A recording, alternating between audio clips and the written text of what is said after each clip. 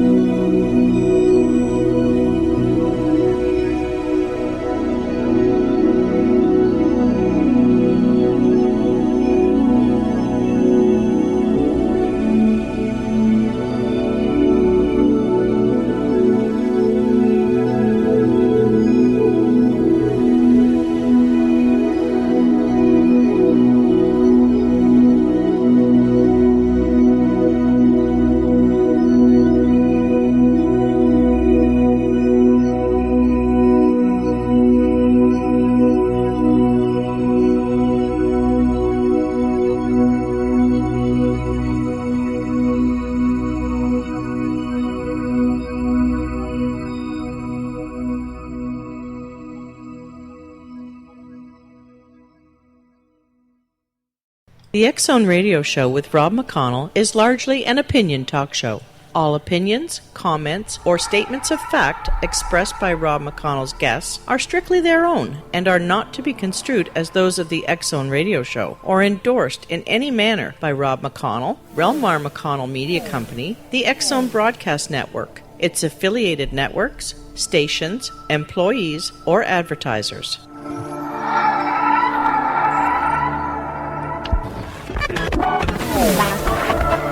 The X-Zone Radio.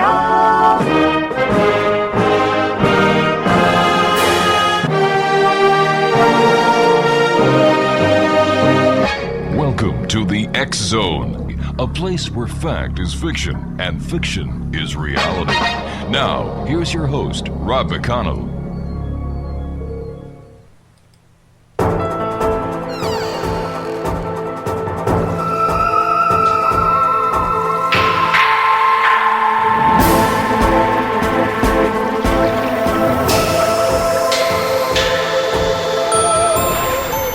And good evening, one and all, and welcome to the X-Zone. My name is Rob McConnell, and we're coming to you from our broadcast center in Hamilton, Ontario, Canada.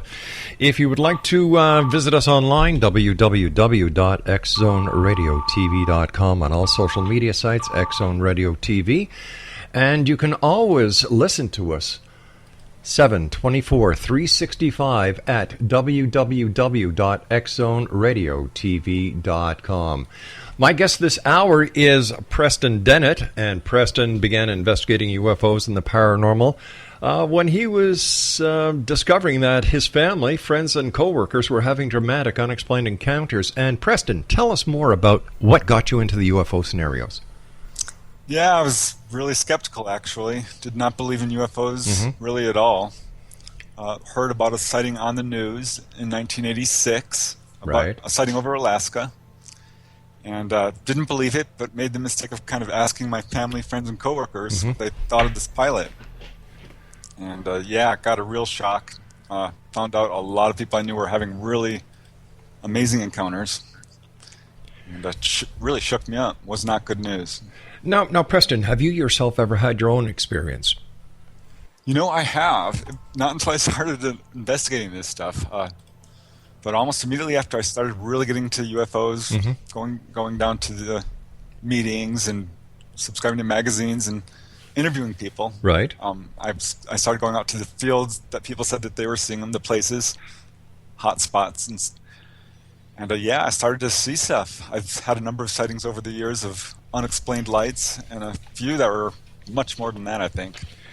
Preston, over the years, you've written books entitled UFOs over Arizona, Not From Here, Volume 1 and 2, UFOs over Nebraska, UFOs over Mexico, Ghosts of Greater Los Angeles, Bigfoot, Yeti, and Other Ape Men, UFOs over New York, Aliens and UFOs, the Concordo Island UFO Incident, Human Levitation, Supernatural California, UFOs over California, just to name a few. Why do you think there is still, here we are in the year 2016, so much enthusiasm, so much interest in the UFO phenomenon? Yeah, it's interesting, isn't it? It continues to be one of the most popular subjects on the internet, and always there's a TV show or two going on about this. It's a mystery. It's a really persistent and perplexing mystery that's sort of really elusive. It's hard to solve. We don't know where these guys are coming from. It's perplexing to say the least. Yeah, and there's a lot to it. I mean, as the number of witnesses grow, as the amount of evidence continues to grow, it becomes a more and more kind of volatile situation. If there's a cover-up, and I think there is, that's another whole area of UFO research that's really volatile and changing right now. You know, based on the experience that you have had talking to UFO witnesses, having experienced one yourself, is there a common thread between the type of people that have these experiences, or is it a wide spectrum? It's a wide spectrum. I actually did a statistical analysis of all the cases of the people I've interviewed, and I was surprised to find out it was actually evenly divided between men and women. Right. So there was nothing there. I couldn't find anything on education or religion or race. There was some aspect to where a person lived. There was a lot of things in suburbs and things like that. Is there any one part of the United States that is more prone to having UFO sightings than another? Yeah, there are definitely hot spots, 5 or 10 well-known hot spots, but it's my guess that every state or area, every region kind of has their area that is more active than another area. And UFOs are known to be attracted to certain things. Bodies of water, mines, graveyards, things like this. Listen, so, Preston, you and I have to we've got to take our first commercial break. Please stand by. X-Zone Nation, my guest this hour is Preston Dennett. His website is www.prestondennett.weebly.com, and all books by Preston are available on his website or from Amazon.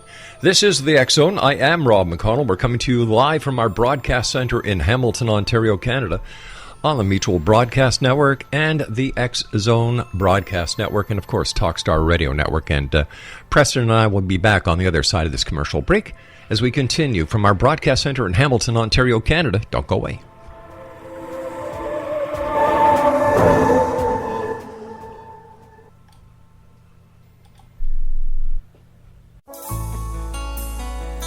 Afterlife expert Roberta Grimes was the first one to say that dying can be fun.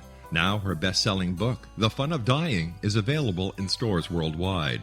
So if you wonder whether death ends life, how it feels to die, or what heaven might be like, The Fun of Dying was written for you.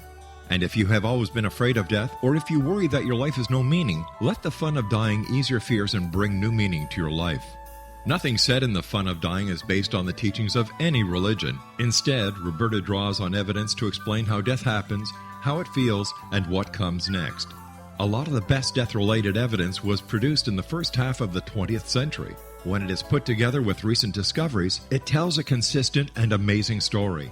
Roberta Grimes blogs and answers questions at robertagrimes.com. Her wonderful book, The Fun of Dying, is available on Amazon and at stores worldwide wherever books are sold. You're listening to the X-Zone Broadcast Network, www.xzbn.net.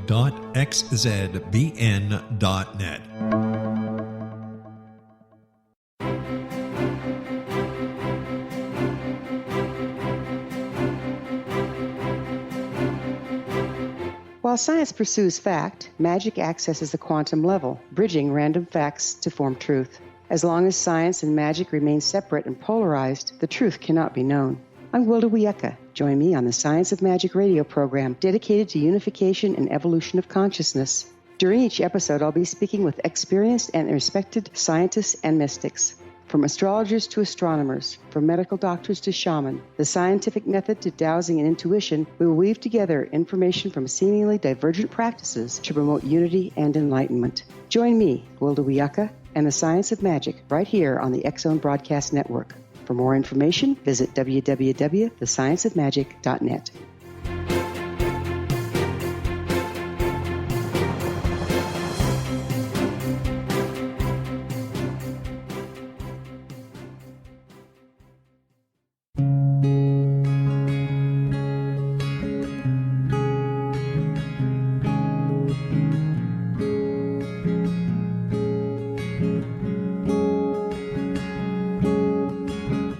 Starr began to demonstrate a metaphysical connection to the spirit world as a little girl.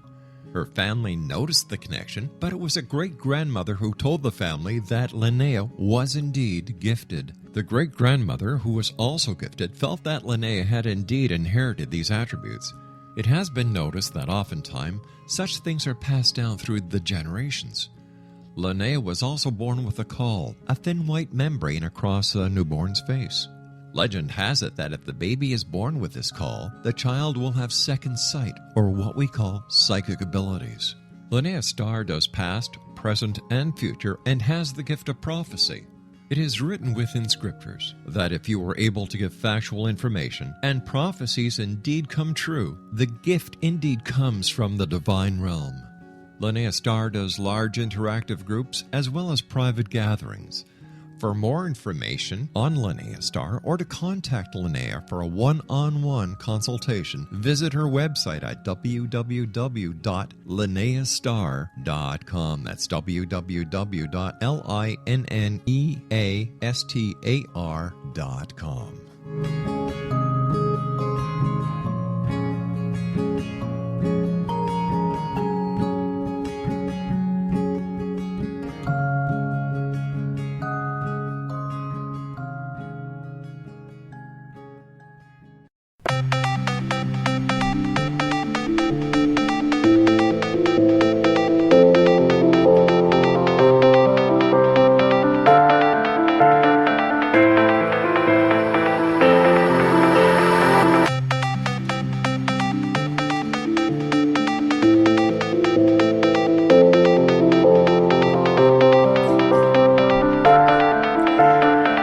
Welcome back, everyone. Preston Dennett is our guest this hour, and his website is www.prestondennett.weebly.com. Years ago, Preston, when you and I first started talking many years ago, alien abductions were talked about. Cattle mutilation were talked about.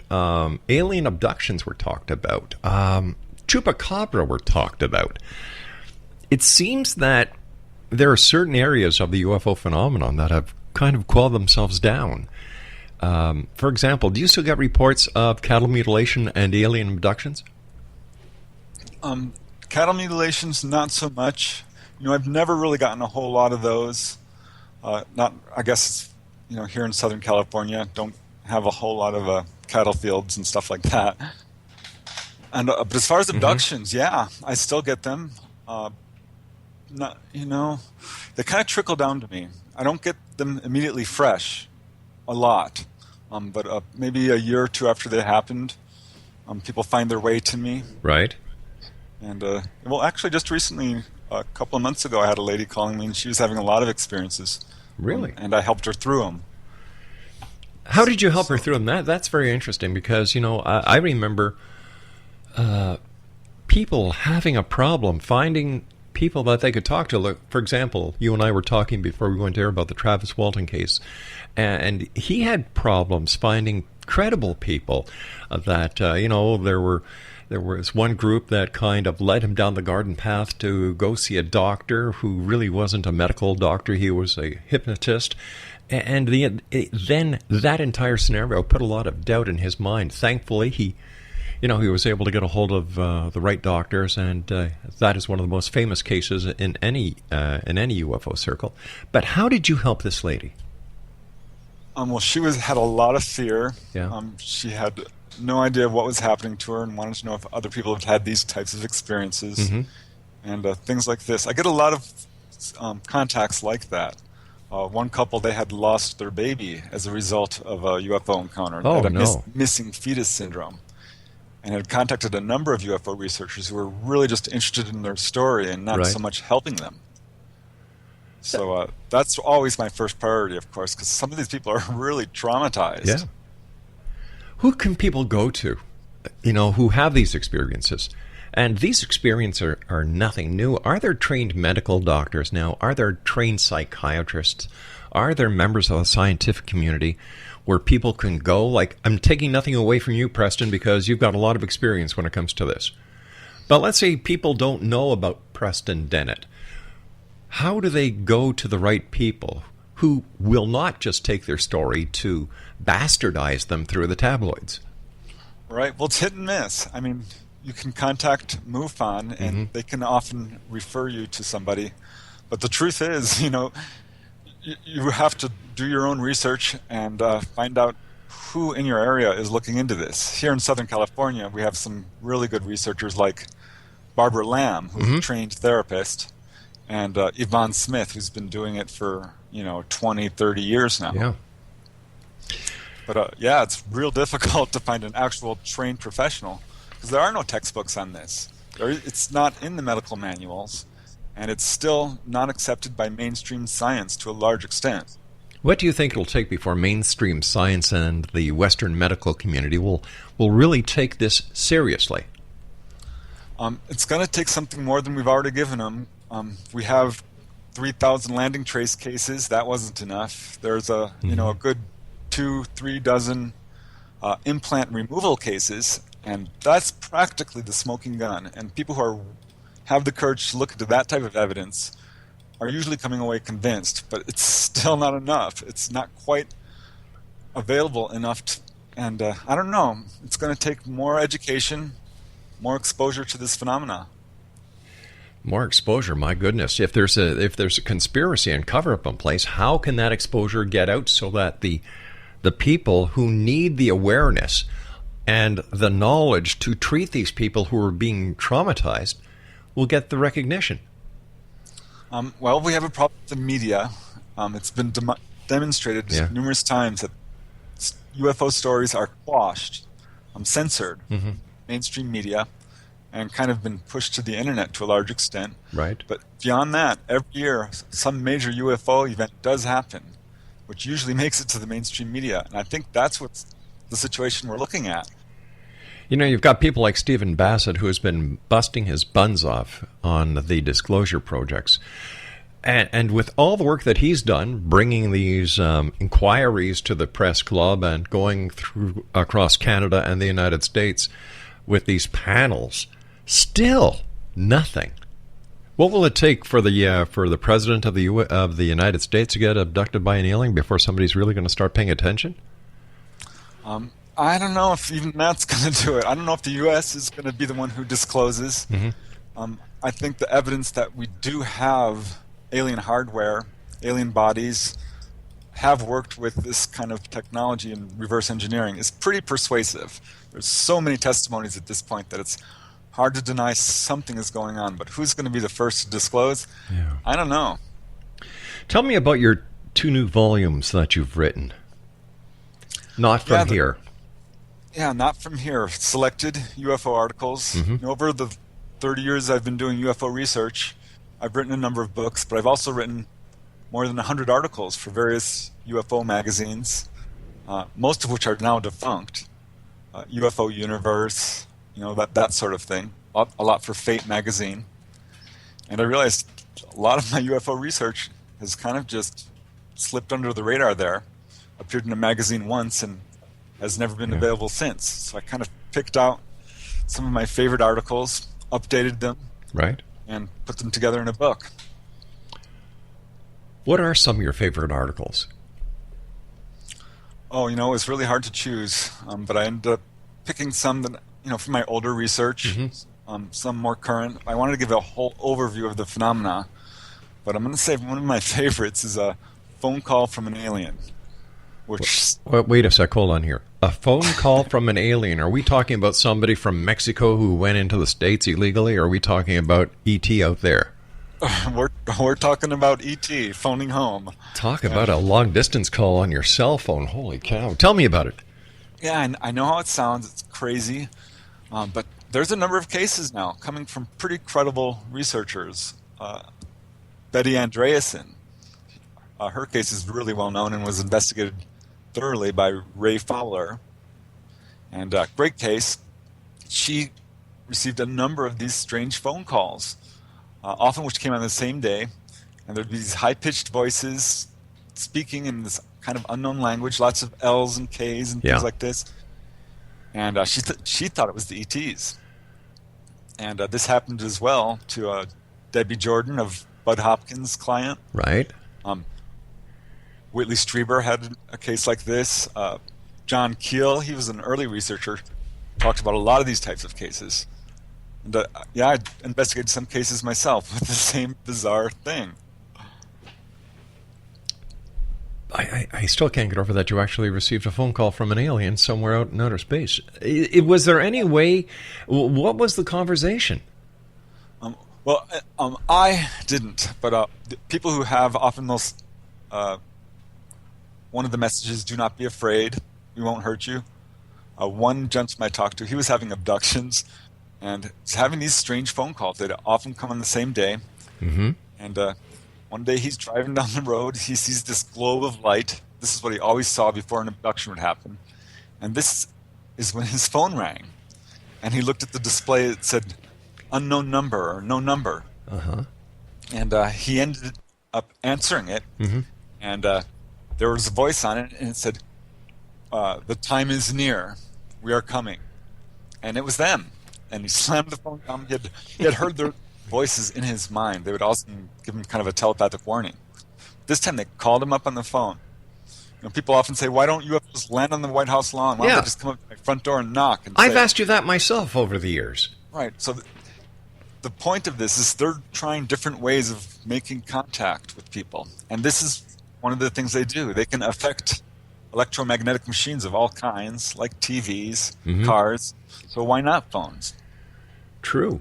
Would this fall into the realm of ITC? Of ITC? Yeah. What's it called? EVP? No. ITC, where the message comes through white noise. Right. Electronic voice phenomena, I think. Oh, okay. That's what the Ghostbusters use. Yeah. Right. It's similar. Really? I find that very interesting because there are a number of cases where people have gotten phone calls from a ghost. So there is a parallel there, for sure. Is there a connection, in your opinion, Preston, between crop circles and the ET presence? I'm not a crop circle researcher. Right. I've certainly looked into them. And there isn't a super strong connection of UFOs hovering over these things or any indication that we can say that the same phenomena that's causing, people to see these metallic ships and so on is causing this. They're different from your typical landing trace case. And the UFO connection is loose at best, as far as I can see. Wow. Where do you think these ETs are coming from, Preston? Well, that's a million-dollar question. People have asked them, certainly. One of the chapters in my book is conversations with an extraterrestrial, because most of the time they don't talk. They'll say nothing. But a few people have asked them that, and they kind of give coy answers, such as, we're from a place you don't know about yet, or you wouldn't understand, so why would I tell you? And things like that. All right, let me ask you this hypothetical question, and we've got to get ready because we're going to go to a commercial and the news at the bottom of the hour shortly. Is there a connection with the extraterrestrial, this is based on your opinion now, the extraterrestrial presence of today and angelic visitations of biblical times? I think that very possibly there is. There was one lady I interviewed, and she was in her late 60s. She's like complaining to me, I don't know why they're still coming. I'm in my 60s. They've been coming to me all my life. But they told her that they had been mistaken for angels throughout history. You never know then. The angels of today, the angels of yesterday are the ETs of today. Preston Dennett's my very special guest. Preston, you and I have to take our news at the bottom of the hour. For more information on Preston or to buy any of his books, www.prestondennett.weebly.com. And we'll both be back on the other side as we continue here in the X Zone from our broadcast center in Hamilton, Ontario, Canada. Don't go away.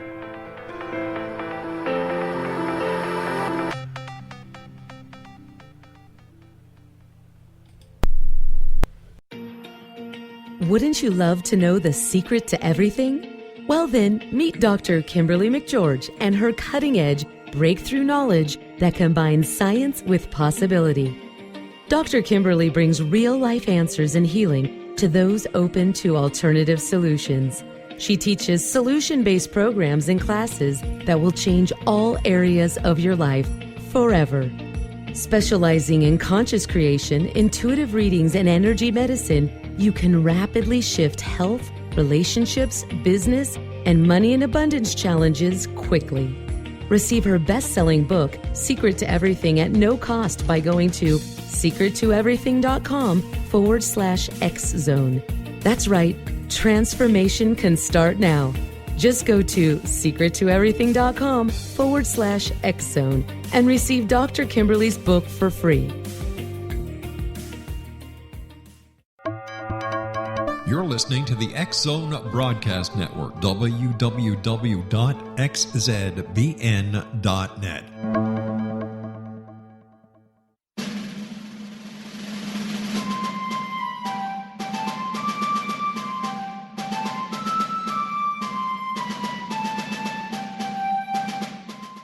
Thomas Jefferson was a Burgess of 27 when he met Martha Wales Skelton, a 22-year-old widowed heiress who was fondly called Patty by her family. They were married on January the 1st, 1772, and they took up residence in a cabin on the building site on top of a Virginia mountain that Thomas had named Monticello. As Thomas and Patty slowly built their first version of the great house at Monticello, the Revolutionary War was heating up. Patty, with difficulty, bore 5 children, but only 2 girls survived. Thomas's political career developed to the point where he was often away from home, but after he authored and signed the Declaration of Independence in Philadelphia, he resolved never again to leave his wife. He was elected the governor of Virginia, just as that state became the Revolution's last battleground. The Revolutionary War ended in 1781, and Thomas gladly retired altogether to my family, my farm, and my books. But Patty continued to want to bear her treasured husband a son, and late in the summer of 1782, she died of kidney failure at the age of 33, 4 months after having borne yet another girl. Thomas was so devastated by her death that he never remarried. He mourned her for the rest of his life, even as he helped to frame the peace in France and then became the first Secretary of State, the second Vice President, and the third President of the United States. This story is true. Thomas Jefferson was such an obsessive letter writer and record keeper that we know where he was and what he was doing nearly every day of his adult life. Every significant thing he says in My Thomas comes from his contemporary writings. My Thomas by Roberta Grimes is now available at Barnes & Noble, Costco, Target, Books A Million, Hudson Booksellers, Kmart, Walmart, Sam's Club, Walgreens, CVS, and online at Amazon.com. You can visit Roberta Grimes online at www.robertagrimes.com.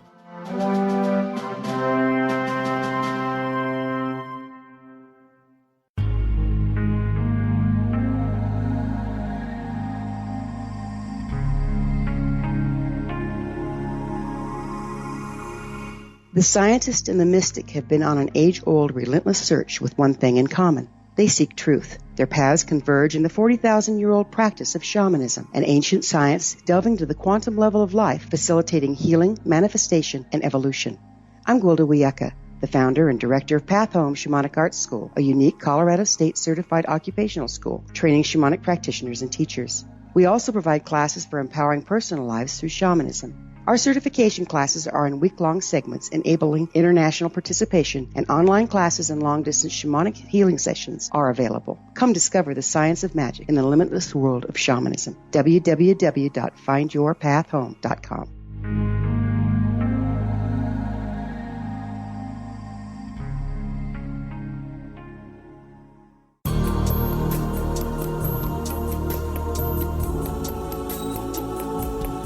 Unwilling to be the government's deadly assassin, gifted psychic Kahara Mitchell went AWOL and ended up buried under rubble in the wake of a great tsunami. She regained consciousness far from Earth on the medical ship of a Daguerrean intergalactic fleet.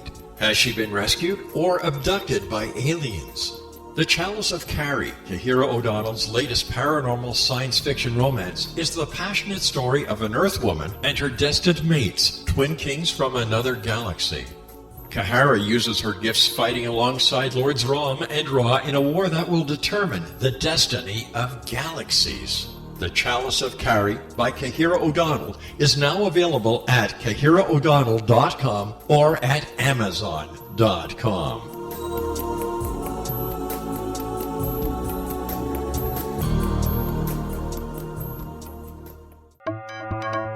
You're listening to the X-Zone Broadcast Network, www.xzbn.net.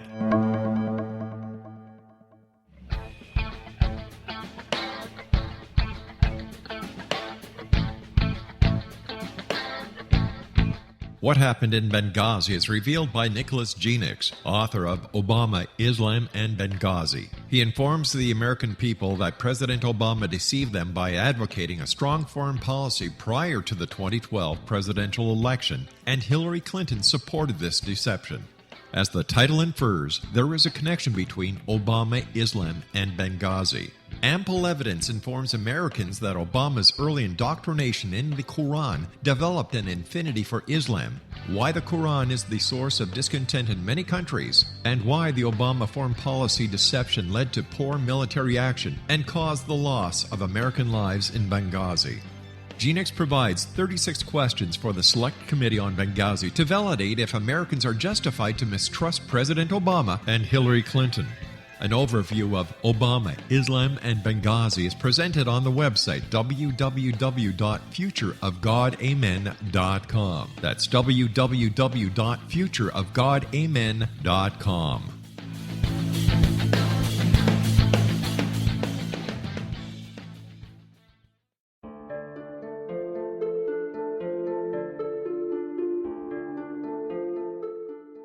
Annie Callahan, dedicated to negotiating a position for Earth within the Daguerrean Coalition, had trained for 3 years to become an Earth ambassador. Yet, the very eve of her arrival at the capital ruling planet, she is claimed as destined mate to an oversized, mating-maddened vamp who swears he will never release her. Lord Aztaran, king of the Macian sector, has waited over 900 years for his destined mate. Having found her as an alpha vamp, he is unable to relinquish Annie, virtually holding her hostage until he can claim her. Yet Macians cannot survive without their mate's love. How could he strip her of her citizenship, her ambassadorship, and her freedom and expect to win her heart? With All That I Am by Kahira O'Donnell is the latest book in this exciting series, The Daguerrean Chronicles, guaranteed to keep readers coming back for more. With All That I Am by Kahira O'Donnell is available on Amazon.com and KahiraO'Donnell.com.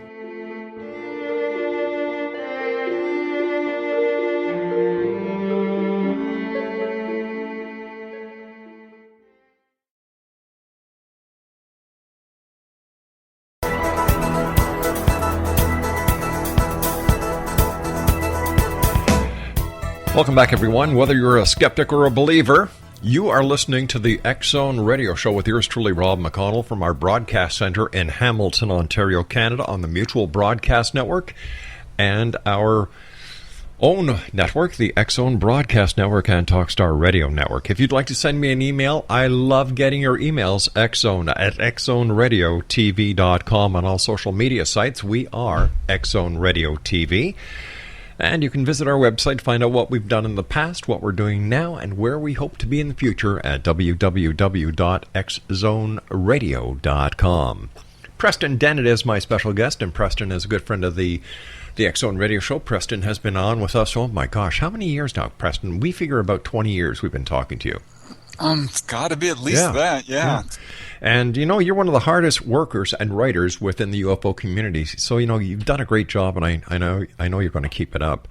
You and I were chatting during the news, and I laughed when you and I were talking, and alien zoos. Tell me about that. Because, like I said, I know a few people here on this planet that I would love to put in them. I know this sounds like science fiction, but you're kind of stuck with the cases. And there's a number of cases where people have been taken on board UFOs, and I've seen, not what most people see, not an examination table or an engine room or something like this. Mm-hmm. They're seeing these weird collections of animals. Some really interesting cases. There's one case from John Mack. He had a client named Catherine who, when she was taken aboard a UFO, she saw what amounted to a pine forest. She said it looked entirely real. It was about the size of a gymnasium, and completely real. Smelled real. Another case is Carl Higdon. He was out there hunting elk when he had an encounter in which he was taken on board, and once on board he saw that the ETs had abducted the elk as well. Now, a lot of these are cases where people are seeing human animals, but there are cases where people have been taken on board. There's an Oregon case. A whole family had an experience, the Twiggs family, where they said they were taken on board and saw animals not from Earth, from another place, not from here, certainly. And there's a few other cases like that. Another real estate broker, Katerina, she wrote a book about her experiences where she also saw all these strange animals that were definitely not from around here. I've talked to a few witnesses myself who've had that experience. Were shown animals. Now, tell me, Preston, in today's society, everyone has a cell phone that has a camera in it. Have there been any people who have been abducted who have had their cell phone with them and who have taken pictures of what appears on board? No, but I think it's coming. At least it's not as far as I know. Right. No one's done this, and it's kind of surprising, but kind of not. Because in a sense, when people are taken on board, they're often not given a whole lot of freedom. It kind of depends on the experience. Each experience is individual. But no one's been able to do that. They've certainly been able to take pictures of UFOs in the sky. Very few cases of UFOs photographed landing. Almost no cases, that are credible of aliens, and none of onboard experiences. Exonation, Preston Dennett is our guest, www.prestondennett.weebly.com, and all of Preston's books are available on his website or Amazon.com. I understand that there have been UFOs that have been sighted over graveyards. Right. Tell me about this one. Yeah, this is another weird pattern that really surprised me. I first heard about this from a West Virginia case where these UFOs were appearing over a cemetery with such regularity that the local people were actually able to predict it and were going out there on UFO stakeouts. And they noticed that these UFOs were targeting freshly dug graves. Now, when I heard about this case, I started examining other cases. Raymond Fowler had uncovered cases like this. J. Allen Hynek. Right. And there was a whole slew of cases where these UFOs are hovering directly over graveyards. Now, do they actually disturb the grave, or is it just that they're hovering over? No, yeah, they're actually disturbing them. There's several cases where people have gone there and they've seen weird marks on the ground. No one's actually, exhumed a grave that's been supposedly tampered with, as far as I know. But yeah, a number of cases with landing trace type evidence. There was one really interesting case where a young couple was driving by just to enjoy the newly fallen snow, and they're going up to this graveyard. This is from J. Allen Hynek's case, I believe. And there's this weird fog over the graveyard, and there's this object hovering over it. And as soon as they notice it, they kind of pull over, and it sends a beam or something which pins the guy to his car, paralyzing him temporarily until it can sort of take off and get away. Really dramatic case. Unreal. It's funny that the mutilation part is restricted, to the best of our knowledge, to animals. That, to my knowledge, and maybe you can correct me here, Preston, there has never been a human mutilation case that has been connected to a UFO. Well, it's interesting you should mention that, because there actually are a couple. Really? Not a whole lot, but there are a few, that I've heard of in the literature, and there's one I wrote about in this actual chapter on UFOs over graveyards, because I think this is what's actually happening. I think we're looking at a case of extraterrestrial grave robbers. They're very interested in human genetic material. This is something that's been demonstrated on abductee cases. Right. And I think this would be a good opportunity for them to collect genetic material, without disturbing living people. And there's a few cases of, there was a case of morgue, supposedly in upstate New York, which had human cadavers that had been mutilated, but in a mysterious manner. All right, now you and I were also talking about the alien clown connection. Now, a lot of people, for some reason, fear clowns. Is there a connection? Yeah, there absolutely is. I first noticed it after about 2 or 3, maybe 4 interviews with these people who describing childhood encounters in which ETs came dressed up in a wig or with a painted mask face. And at first I thought, this is a screen memory. People remember owls and things like this. But that was not what was happening here. They actually seemed to be physically dressed up this way.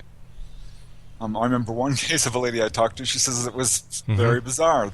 The figure she saw was a full-on harlequin with velvet, purple velvet, little bells, the whole deal. Right. And she remembers seeing that, and she's being laid out and examined and this sort of thing. So they're coming dressed up as clowns. Bud Hopkins uncovered a bunch of these cases and talked about it as well. I think most of the major researchers have uncovered cases like this. And they're not only dressing up as clowns. They're not. Other things as well. They're coming dressed up as in suits, in pinstripe suits, wearing cowboy hats and fake mustaches, things like this. It's totally bizarre. I think they're doing it to sort of reduce the fear factor, but it's having the opposite effect. Certainly with clowns it is. I guess so. I truly guess so.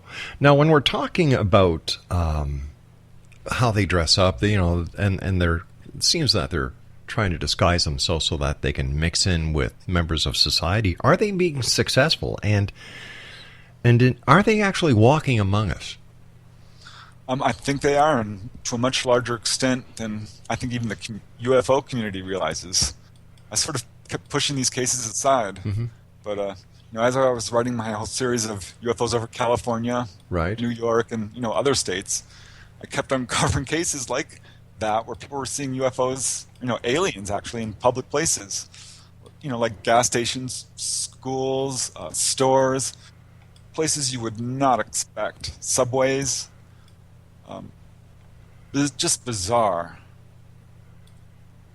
So I remember talking to Charles Hull, and he was telling us that alien ships use planet Earth as I'll give you an analogy, like a bus terminal. They come here, they refuel. Some of their passengers get out and spend time in Las Vegas. Now, this is from Area 52, not Area 51, but Area 52, where Charles was a member of the United States Air Force. And he claims that he saw this firsthand. Right. Yeah. Right. He's not the only one. There's a number of cases like that, of casino cases, I call them. Yeah. I put a number in my book, UFOs Over Nevada. Right. And, I was surprised to see how many cases there were. People see ETs in the most unlikely places. One of my favorite was this guy was walking along Las Vegas Strip, looks up and sees a UFO. He's actually able to photograph it twice, which the photographs came out. Other people were seeing this thing. But he goes back to his hotel room in Circus and ends up having this really bizarre encounter with ETs. They were in his bathroom, and he knows someone's in there but can't open the door. Finally pulls it open, and 5 or 6 short figures wearing shields on their chest tumble over him. They've got large eyes, huge head, and they walk right through the wall. Next thing he knows, it's morning, and he's waking up lying there right on the bathroom floor. Oh my gosh. So I wonder if, these mega alien UFO conventions that people go to, or Comic-Con where they dress up, I wonder if any of these people are really not dressed up, but they are in fact extraterrestrials or aliens. They'd blend in perfectly. They would, and let's not forget, we're looking at a situation here where most ETs are described as humanoid. The Greys, they would probably be easily recognizable as different.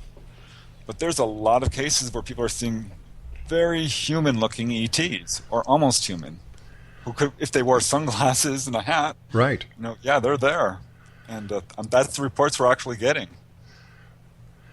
That makes you wonder, doesn't it? Like maybe E.T. never left home. But what about people who say that they encounter reptilians, they encounter the praying mantis type of extraterrestrial? Are these figments of their imagination? Or do you think that it is possible that we could actually be visited by multiple species? Well, in my own research, yeah, I can certainly speak to that, is mostly some variation of the gray. I've gotten very few reptilian, 1, 2, 3, not a whole lot really at all. Right. And yes, the praying mantis is another very strong category. And beyond that, there's sort of another kind of catch-all category of short humanoids or robotic-like things. And kind of a whole ET parade, which is very hard to classify and pin down. So it's hard to say, but yeah, at least those, the Greys and the reptilians and the praying mantis type, certainly. We're dealing with those, absolutely. Now, I understand that you've also exposed a Project Red Light. Can you tell us about that? Yeah, this is actually one of my earlier articles, in which I talked about how UFOs are being reverse engineered by the government. Right. And I was able to actually get some first-hand testimony, which I thought was interesting. The guys wouldn't speak to me firsthand. They were too about security. But it was an interesting story that I was told. He said that he received very high scores on the SAT, which caused the government to pay attention. They wanted to hire him to do some classified research, which he agreed to do. And it ended up he had to lie about everything to everyone in his life. Couldn't tell his wife, best friend, nobody what he did. He told everyone he worked in Las Vegas, but in truth, he worked in Alaska in an underground base, which tested 3 things. Chemical warfare, which he said make most of the stuff that we know about look like child's play. Sensing devices, which allow people to see through solid objects. Some of that research, which is now coming out. And electromagnetic free energy devices, or basically UFOs. And he said that a good portion of the UFOs seen in that area were probably our own, and that we are flying them around. What about underground bases? Are there still a lot of stories, and is there a lot more information coming out about these underground bases? There's some. The research I've done in that area into some sort of undersea base, maybe underground base in the Santa Catalina Channel. And I have to tell you, I've got a lot of reports of that, and a number of people who say they've not been abducted to a ship, but down into what appears to be an underground base. But that's the extent of my own research. I know a number of other people have done research into this area, and I do think that there are a lot of military bases underground. Right. As far as underground ET bases, no one's been able to point to one and say, this is it. We're having a little bit of a problem with the connection, Preston.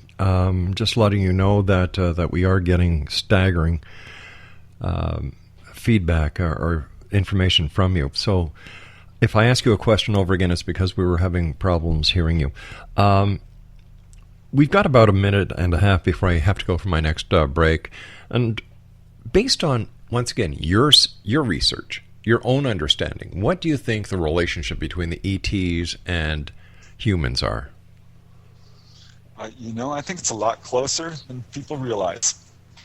The fact that, again, ETs look so much like us and appear to be interbreeding with us, well, I think this points to a very close relationship. And this is what some of the people that I've talked to have been told by the ETs, that we are basically them, that we are related to them in a direct way.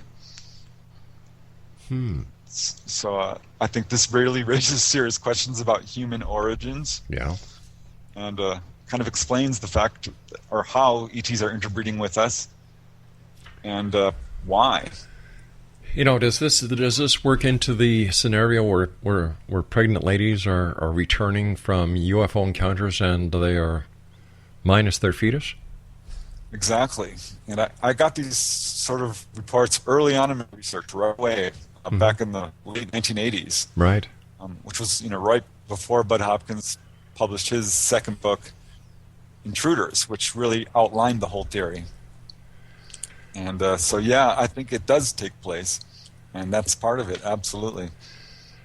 Fascinating times. This is the X-Zone. I am Rob McConnell. My guest this hour is Preston Dennett, and his website is www.prestondennett.weebly.com, and all of Preston's books are available on his website or through Amazon.com.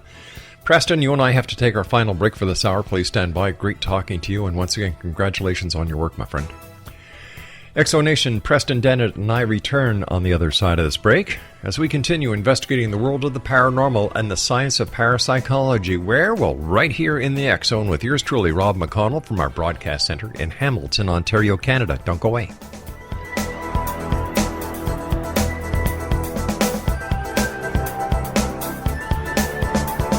Children aren't the only ones afraid of the dark. Millions of soldiers return from war zones with PTSD, anger, frustration, fear, and loneliness, much of which surfaces during the darkness of the night. You have the chance to change the lives of these American heroes. Songs and Stories for Soldiers.us provides free MP3 players for these men and women. With a list of 3 million songs in 16 different styles, 100,000 audiobooks, and 30,000 old-time radio programs, every veteran can find something to soothe and comfort them at no cost. All our players contain an 8-hour audio program designed to help veterans fall asleep. With 1,500 plus vets now participating, it's our goal to deliver 10,000 audio players this year. Go to our website at songsandstoriesforsoldiers.us. Help us help a veteran make it through the night.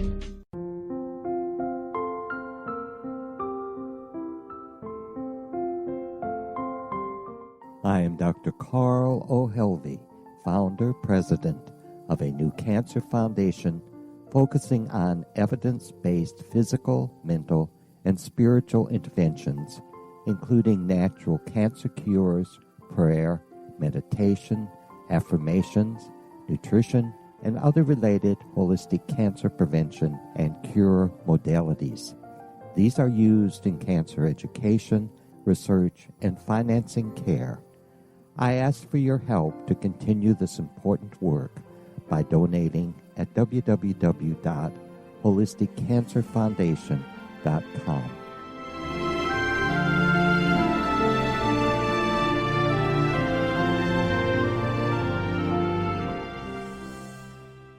You're listening to the X-Zone Broadcast Network, www.xzbn.net. If you enjoy reading a good mystery with a touch of the paranormal, then you'll love From Out of the Woodwork by William S. Peckham. Sean Kennedy, a Toronto contractor, buys derelict houses, guts them, and turns them into multi-family dwellings. When Sean buys 29 Livery Lane, a century house in ruins, and starts the renovation, the house fights back. He is visited by ghosts of owners past. His visions are triggered by touching an oak mantle, reading a faded letter, opening an old locket, or opening a brand new casket in the basement. These visions will take you on a trip across southern Ontario from Niagara Falls to Toronto to Kingston. From Out of the Woodwork is now available in paperback and on your favorite electronic reader. To order your copy of From Out of the Woodwork, go to www.williamspeckham.com. That's www.williamspeckham.com.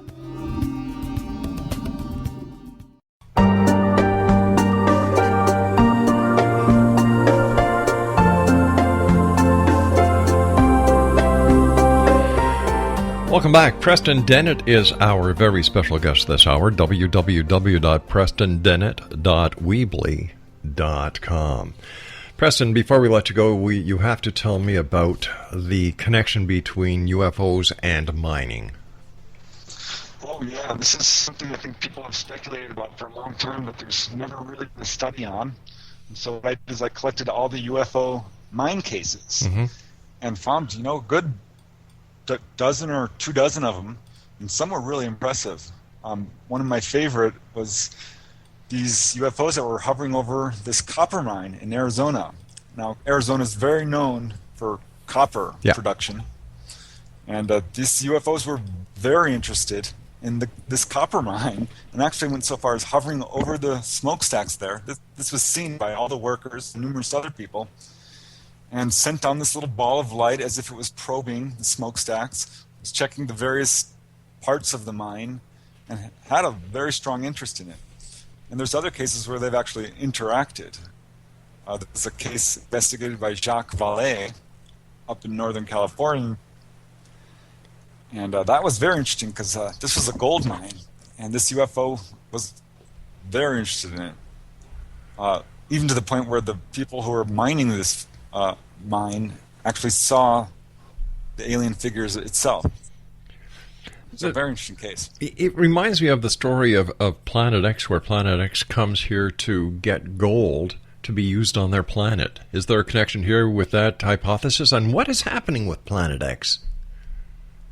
Yeah, it's bizarre. I don't know much about Planet X, but I think definitely there's an agenda where they're taking our metals. There's a bunch of cases in upstate New York where there are rare metals, and UFOs are being seen there in large numbers. And a lot of cases like this. There was a uranium mine in Texas, which had a really interesting encounter where the UFO hovered over it and appeared to actually soak up the energy from uranium, because when they actually pulled it out, it was no longer any good. Unreal. Preston, we've got about a minute and a half left. As I said, thanks very much for coming on the show. Continued success with all the work that you do. In your opinion, based on the research that you've done and the people you've talked to over the years, if someone sees a UFO, what should they do? First thing, if you see a UFO, get another witness. I think that's even more important than a photograph. Photographs are definitely useful, but taken alone, they're not much help. They're not really proof or even great evidence. Multiple witness sighting with credible witnesses can really rise to the forefront of the whole UFO field. Try to communicate with it, if possible, as long as you're emotionally, okay with it. Yeah. Definitely, take pictures or photographs. The main thing is getting other witnesses and seeing if we can sort of move up this UFO contact from just sightings in the sky to actual interaction. Preston, I want to thank you once again for joining us. Take care of yourself, my friend. And Exonation, if you'd like to get any of Preston's books, visit his website at prestondennett.weebly.com. That's at www.prestondennett.weebly.com. I'll be back on the other side of this commercial break with the news as we continue at 6.5 minutes past the hour, right here in the X-Zone from our broadcast center in Hamilton, Ontario, Canada. My name is Rob McConnell, and you're listening to us on the Mutual Broadcast Network and the X-Zone Broadcast Network. Don't go away.